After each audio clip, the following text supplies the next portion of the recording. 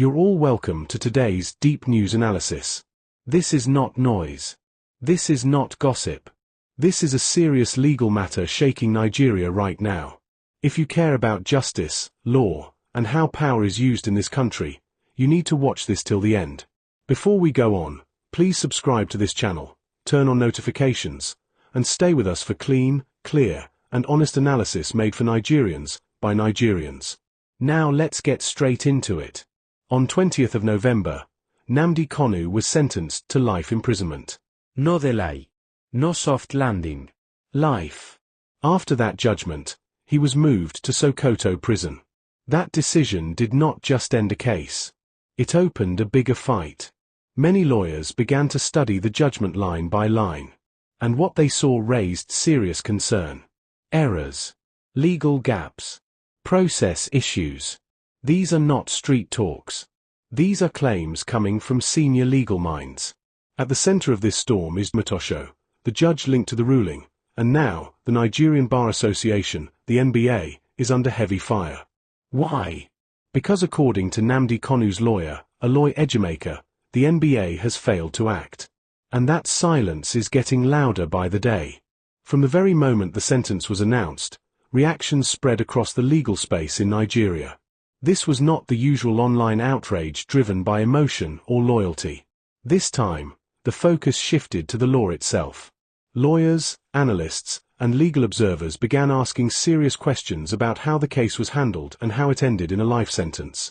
The issue was not only the weight of the punishment. It was the process that led to it. Many experts pointed to areas where procedure appeared unclear or broken.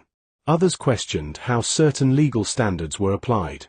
These concerns did not come from social media commentators. They came from people trained to read the law and understand its limits.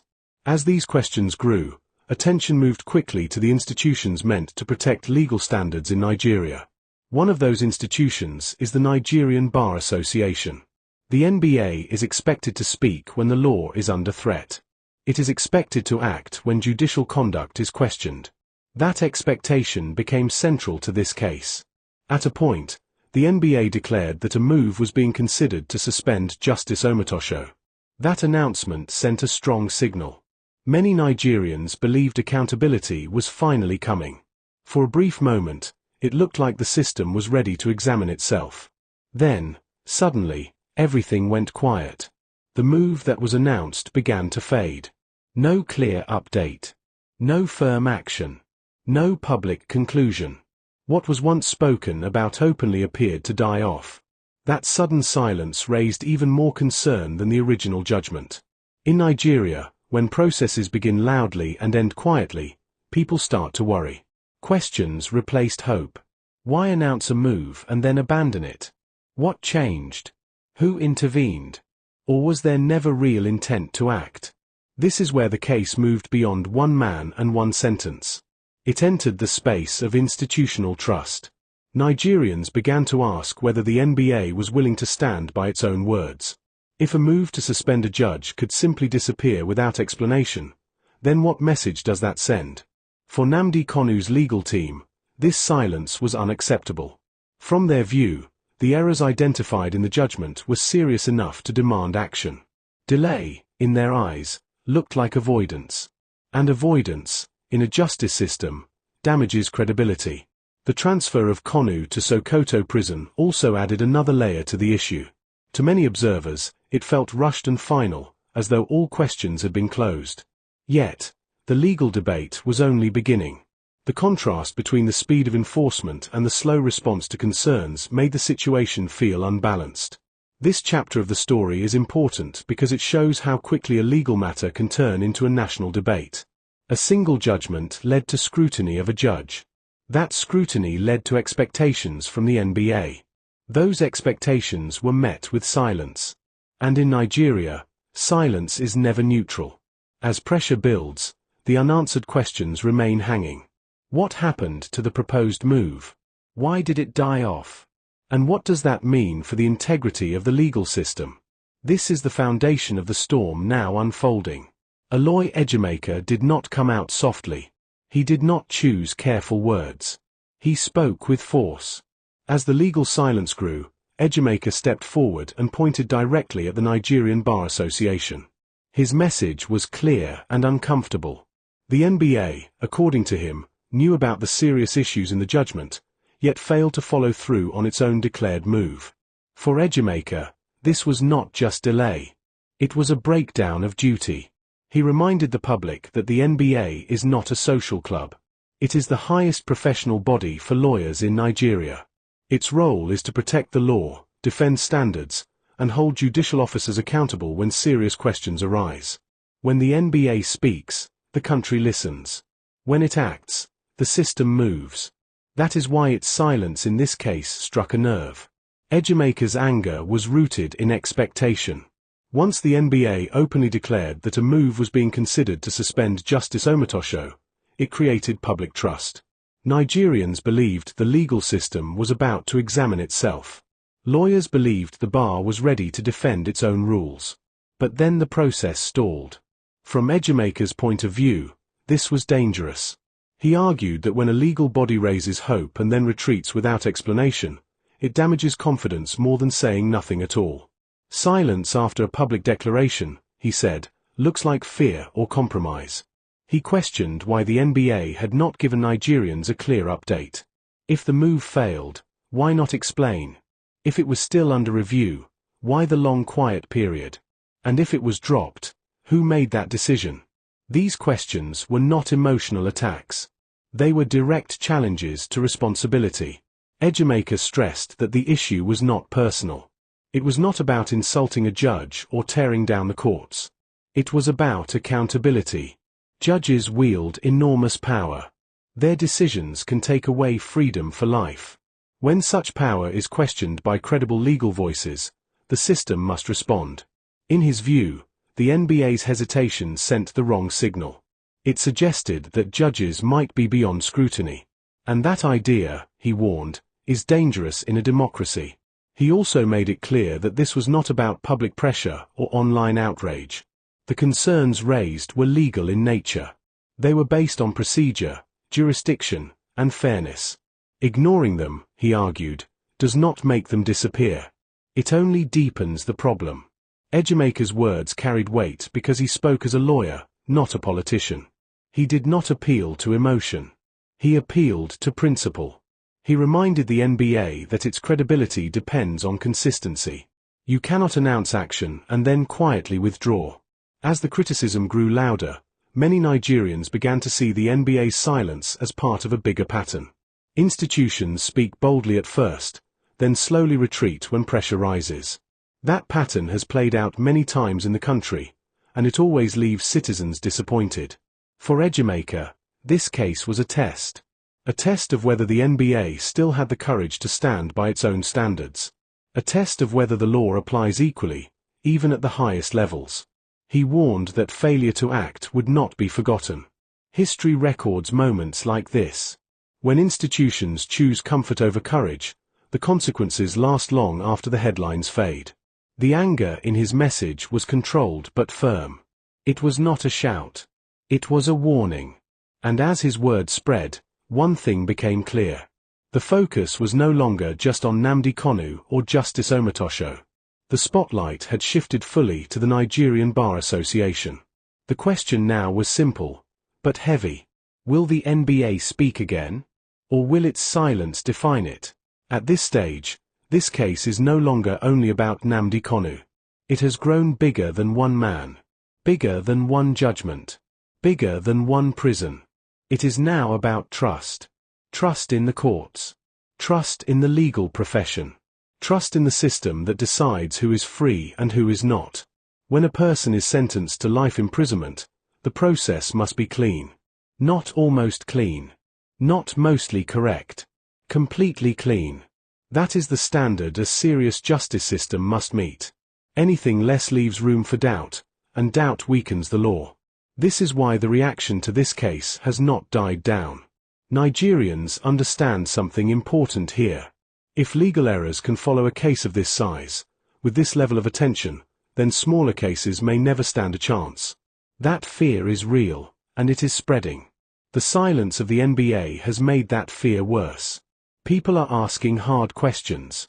If the NBA could announce a move and then allow it to die quietly, what does that say about oversight? If a powerful institution cannot explain its own actions, how can ordinary Nigerians feel protected? This is not about supporting or opposing Nnamdi Kanu. Many Nigerians do not even agree with his views. But that is not the point. The law is not built on agreement. It is built on fairness. It is built to protect even those we disagree with, because one day, that protection may be all we have. The transfer of Kanu to Sokoto Prison made the situation feel final. It sent a message of closure. But the legal questions remain open. And when enforcement moves faster than accountability, people notice. That gap creates suspicion. What Nigerians are seeing now is a system under pressure. On one side, a lawyer demanding answers. On the other, an institution that has gone quiet. In the middle, a public watching closely. This is how trust is tested. If the NBA chooses to speak clearly, explain its actions, and stand by its principles, it can still restore confidence. Silence is not too late to break.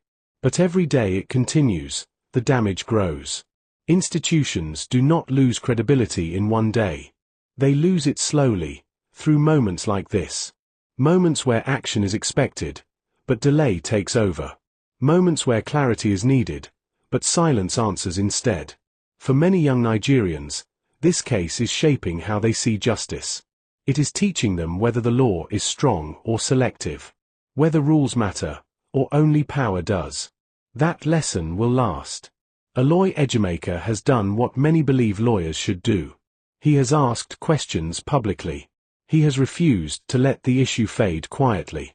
He has forced the conversation to stay alive. Whether people agree with him or not, his action has exposed a deeper issue. The ball is no longer in his court. It is with the NBA. What happens next will define more than this case. It will define how Nigerians judge the legal profession itself. Will the bar defend its standards, or protect comfort? Will it choose clarity, or hide behind silence? These are not small questions. They go to the heart of justice in Nigeria. As Nigerians watch, one thing is clear. This story is not ending soon. The outcome will echo beyond courtrooms and headlines. It will shape belief. It will shape trust. And trust, once broken, is hard to rebuild. This is why this case matters. This is why silence matters. And this is why Nigerians are paying attention. The Nnamdi Kanu case has moved far beyond one person, one judge, or even one prison. What started as a life sentence handed down on 20th of November has turned into a national discussion about the integrity of the judicial system and the role of legal institutions in holding power accountable. The spotlight now shines on the Nigerian Bar Association, NBA. When the NBA first declared that a move was being considered to suspend Justice Binta Nyako Omotosho, many Nigerians saw this as a sign that the legal system was prepared to address errors openly. It was a rare moment of potential accountability. But when that move quietly disappeared, the silence sent a very different message. Lawyers, legal analysts, and citizens alike asking the same questions. Why announce action if there is no follow-through? Who decided to let the process fade without explanation? And what does this inaction say about the standards and accountability of legal institutions in Nigeria? Aloy Ejimakor, Nnamdi Kanu's lawyer, has been at the center of this debate. His criticism of the NBA is not about politics or personal preference. It is about the law and the proper execution of legal processes. For Ejimakor, delay and silence are not neutral. They are signals of compromise, fear, or inefficiency. A professional body tasked with defending legal standards must act decisively when serious concerns arise. When it fails to do so, public trust begins to erode. This situation has consequences far beyond Nnamdi Kanu. Every Nigerian, in one way or another, is connected to the justice system. If errors can lead to life imprisonment and oversight bodies fail to respond, ordinary citizens may begin to doubt that justice is impartial. This case has highlighted how judicial mistakes, institutional silence, and procedural delays can have ripple effects across the nation. The discussion also raises questions about transparency. The NBA's initial declaration created public expectation. Nigerians were anticipating clarity and accountability. The lack of follow-through has fueled suspicion, not only about this case but about how judicial oversight is conducted in general. Trust, once shaken, is difficult to restore. Beyond public opinion, the implications for the legal system itself are profound. Lawyers and judges operate within a framework designed to ensure fairness, balance, and accountability. When institutions meant to uphold these principles hesitate or retreat, it weakens the very foundation of the law. It suggests that power and influence may be able to shape outcomes more than principles and procedure. Additionally, the timing of Nnamdi Kanu's transfer to Sokoto Prison has intensified the debate. To some, it signals finality, a swift move to enforce the sentence. Yet at the same time, legal questions remain unresolved. Enforcement appears faster than accountability, creating a perception that the process is incomplete. This gap between action and oversight is what has made the case a focal point for discussion about fairness and the rule of law. As Nigerians continue to follow this case, one fact is clear: the NBA's next steps will be closely watched. Its actions, or continued inaction, will shape public perception of the legal profession for years to come. If the NBA addresses the concerns openly, explains the situation clearly, and acts to restore confidence, it can rebuild credibility. If it remains silent, the perception that the legal system protects power over fairness will grow stronger.